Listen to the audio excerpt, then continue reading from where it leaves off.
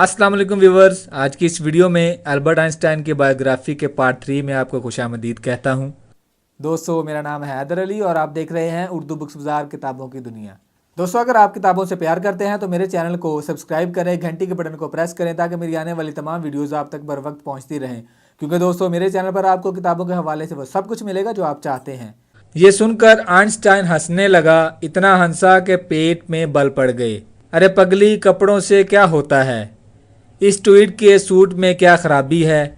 ये ना होगा तो कोई और सूट होगा, इससे क्या फ़र्क पड़ेगा?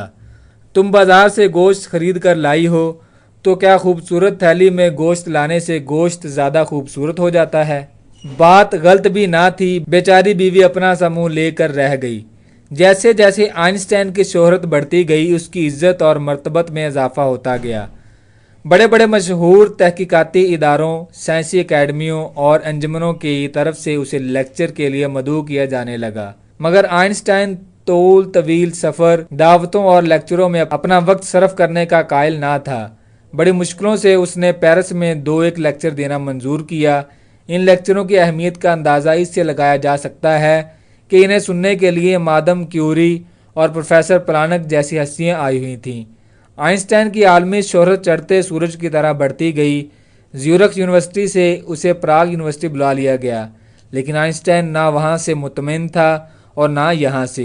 वो तो पूरे अनहमाक के साथ अपने नज़रिया इजाफियत में काम करना चाहता था, जिसका उसे मौका नहीं मिल रहा था। प्राग के क़याम के दौरान एक मज़े की बात हुई। गैर मुल्की होने की हैसियत से प्राग छोड़ते वक्त उसे एक फॉर्म की खाना पूरी करनी थी।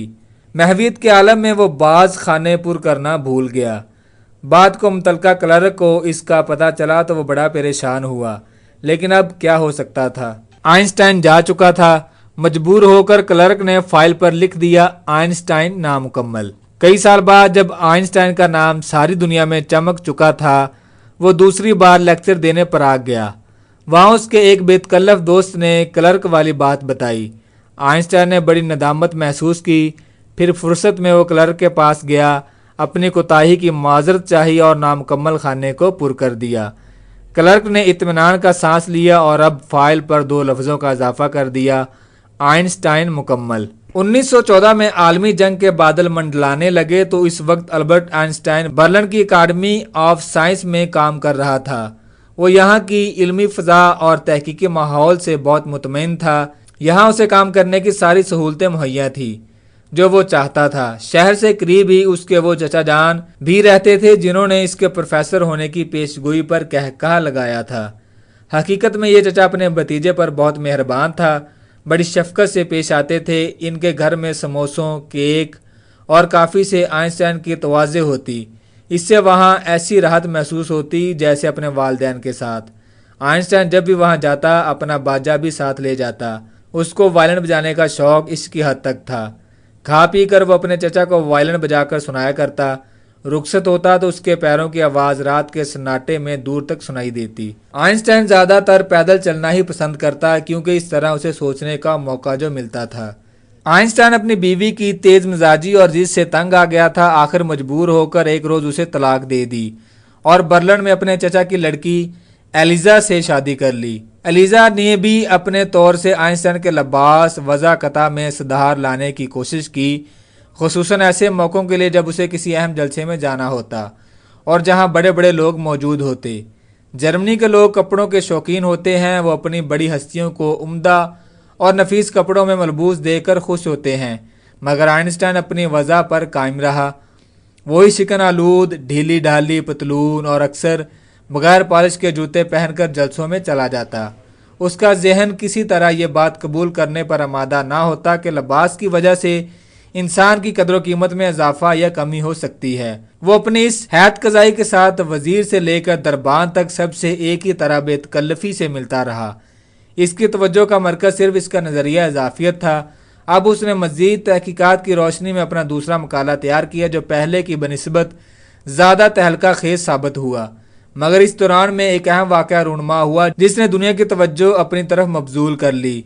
दूसरी आलमी जंग छिड़ गई और इसके हौलनाक असरात ने आग की तरह दुनिया को अपनी लपेट में ले लिया। आइंस्टाइन को तबन जंग से शदीद नफरत थी, लेकिन अजीब सितम ज़रीफी की नफरत के बावजूद वो इस मुल्क की राजधानी में बैठा था जो जंग का गहवारा बना हुआ था। सितम बलाए सितम ये कि जर्मनी के 92 दानश्वरों ने आइंस्टाइन से भी इस ऐलान पर दस्तखत कराने चाहे जिसमें यह कहा गया था कि जर्मन कौम जंगी कार्रवाई करने पर मजबूर की गई, इसलिए हक बजानिब थी।